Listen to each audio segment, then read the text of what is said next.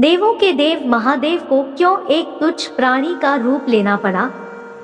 सृष्टि के सृजनकर्ता और संहारक जिनका ना ही आदि है और ना ही कोई अंत, भोलेनाथ, शंभुनाथ, महादेव जैसे दर्जनों नाम वाले महादेव के साथ ऐसा क्या हुआ जो उन्हें मगरमच्छ का रूप लेकर पानी में जाना पड़ा?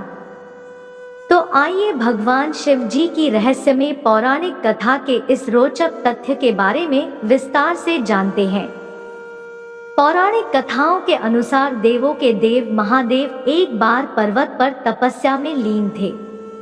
तभी देवतागण मिलकर अचानक से उनकी प्रार्थना करने लगे। देवतागण माता पार्वती की अनुशंसा को लेकर उनसे प्रार्थना कर रहे थे।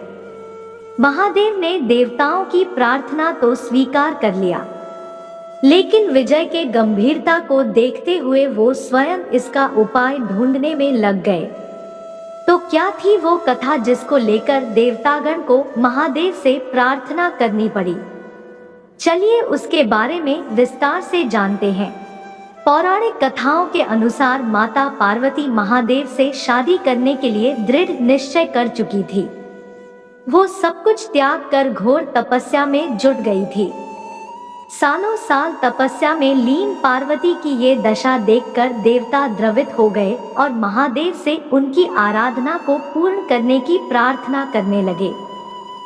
महादेव ने देवताओं की प्रार्थना तो स्वीकार कर ली, लेकिन अब उनके सामने एक बहुत बड़ी समस्या आ खड़ी हो गई थी कि वो माता पार्वती के बारे में कैसे पता लगाएं। भगवान स्वयं किस प्रकार से माता पार्वती के सामने जाते? ऐसा करने पर माता पार्वती नाराज भी तो हो सकती थी। वो इसी सोच में डूबे थे कि तभी उन्हें एक उपाय सूझा। महादेव ने सप्तऋषियों को माता पार्वती की परीक्षा लेने के लिए भेजा। सप्तऋषियों ने महादेव से शादी करने के फैसले के बारे में माता पार्वती जी से पूछा, परंतु फिर भी पार्वती महादेव का गुणगान करते नहीं थक रही थी। उन्होंने कहा कि वो सर्वगुण संपन्न और शक्तिमान है, उनमें ही सारी सृष्टि समाई हुई है।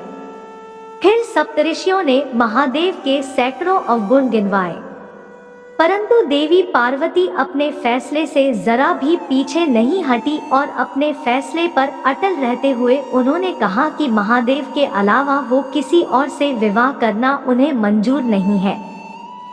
इसके पश्चात सप्तऋषि वहां से लौट आए और पूरी कहानी महादेव को बताई, जिसके बाद उन्होंने स्वयं पार्वती जी की परीक्षा लेने को ठानी। जैसा कि हम सब जानते हैं कि शादी से पहले सभी वर अपने भावी अर्धांगिनी को लेकर सभी संदेहों को दूर करना चाहते हैं। इसमें महादेव भी पीछे नहीं रहे। ऐसे में उन्होंने स्वयं पार्वती जी की परीक्षा लेने की योजना बनाई। उधर माता पार्वती जी एक तालाब के किनारे अपनी तपस्या में लीन थी। तभी तालाब के किनारे एक बालक को एक मगरमच्छ ने पकड़ लिया। अपनी जान को खतरे में देखकर बालक शोर मचाने लगा। वो जोर जोर से मगरमच्छ मगरमच्छ चिल्लाने लगा। अपनी जान बचाने के लिए किसी से सहायता मांगने लगा। पार्वती जी ने जब किसी बच्चे की चीख पुकार सुनी तो उनसे रहा नहीं गया और वो तपस्या छोड़कर उसे बचाने के लिए तालाब के किनारे पहुंच गई। वहां उन्होंने देखा कि मगरमच्छ ने एक बालक को पकड़ा हुआ है और वो उसे तालाब में खींचकर अंदर ले जाने की कोशिश कर रहा है।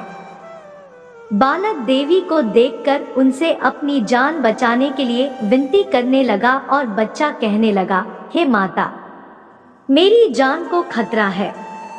यदि आप चाहेंगी तो मेरी जान बच सकती है। वैसे भी ना तो मेरी माता है और ना ही पिता। अब आप ही मेरी रक्षा कीजिए, मुझे बचाइए। देवी पार्वती से बच्चे की पुकार सुनकर रहा नहीं गया और उन्होंने मगरमच्छ से कहा, हे मगरमच्छ, इस निर्दोष बालक को छोड़ दीजिए और बदले में आपको जो चाहिए वो आप मुझसे मांग सकते हैं। जिसके पश्चात मगरमच्छ ने कहा कि एक शर्त पर मैं इसे छोड़ सकता हूँ। आपने तपस्या करके महादेव से जो वरदान प्राप्त किया है यदि उस तपस्या का फल आप मुझे दे देगी तो मैं इसे छोड़ दूंगी। पार्वती जी ने मगरमच्छ के इस शर्त को मान लिया और कहा, लेकिन आपको इस बालक को शीघ्र ही छोड़ना होगा। मगरमच्छ ने देवी को समझाते हुए कहा कि अपने इस फैसले पर फिर से विचार कर लीजिए। जल्दबाजी में आकर कोई वचन न दीजिए, क्योंकि आपने हजारों वर्षों तक जिस प्रकार से तपस्या की है वो देवताओं के लिए भी असंभव है। उसका सारा फल इस बालक के प्राणों के लिए मत गंवाइए। फिर पार्वती जी ने कहा, मैं फैसला कर चुकी हूँ, मेरा इरादा अटल है। मैं आपको अपनी तपस्या का पूरा फल देने को तैयार हूँ, परंतु आप इसे तुरंत मुक्त कर दीजिए। मगरमच्छ ने पार्वती जी से अपनी तपस्या दान करने का वचन ले लिया और जैसे ही पार्वती जी ने अपनी तपस्या का दान किया, मगरमच्छ का शरीर तेज से चमकने लगा। फिर मगरमच्छ ने कहा, देखिए आपके तपस्या के तेज से मेरा शरीर कितना चमकने लगा है। फिर भी मैं आपको अपनी भूल सुधारने का एक मौका और देता हूँ। इसके उत्तर में पार्वती जी ने कहा कि तपस्या तो मैं फिर से कर सकती हूँ, लेकिन यदि आप इसे निगल जाते तो क्या इसका जीवन वापस मिल पाता। इस पर मगरमच्छ ने कुछ जवाब नहीं दिया और इधर उधर देखने लगा। इसी क्रम में देखते ही देखते वो लड़का और मगरमच्छ दोनों अदृश्य हो गए। पार्वती जी को इस पर आश्चर्य हुआ कि ऐसा कैसे हो सकता है कि दोनों एक साथ अचानक से गायब हो गए, लेकिन पार्वती जी ने इस पर अधिक ध्यान नहीं दिया और इस बात पर विचार करने लगी कि उन्होंने अपनी तपस्या का फल तो दान कर दिया, पर फिर से इसे कैसे प्राप्त किया जाए। इसके लिए उन्होंने फिर से तपस्या करने का प्रण किया। वो तपस्या करने के लिए तैयारियां करने लगी कि अचानक महादेव उनके सामने प्रकट हो गए और वो कहने लगे कि हे देवी, भला अब तपस्या क्यों कर रही हो। पार्वती जी ने कहा, हे प्रभु, आपको अपने स्वामी के रूप में पाने के लिए मैंने संकल्प लिया है, लेकिन मैंने अपनी तपस्या का फल दान कर दिया। ऐसे में मैं फिर से वैसी ही घोर तपस्या करके आपको प्रसन्न करना चाहती हूँ। इसके जवाब में महादेव ने कहा कि हे पार्वती, अभी आपने जिस मगरमच्छ को अपनी तपस्या का फल दिया और जिस लड़के की जान बचाई, इन दोनों रूपों में मैं ही था। अनेक रूपों में दिखने वाला मैं एक ही हूँ। मैं अनेक शरीरों में शरीर से अलग निर्विकार हूँ। यह मेरी ही लीला थी। मैं यह देखना चाहता था कि आपका मन प्राणी मात्र में सुख दुख का अनुभव करता है कि नहीं। इस पर पार्वती जी ने कहा, हे प्रभु, क्या मैं आपकी परीक्षा में सफल हुई? तो महादेव ने उत्तर दिया, हे देवी, आप प्राणियों का सुख दुख समझती है। आप में दया और करुणा दोनों है। अब आपको और तपस्या करने की कोई जरूरत नहीं है, क्योंकि आपने अपनी तपस्या का फल मुझे ही दिया है। ये सुनकर माता पार्वती अति प्रसन्न हुई और इसके बाद माता पार्वती और भगवान महादेव का विवाह हो गया।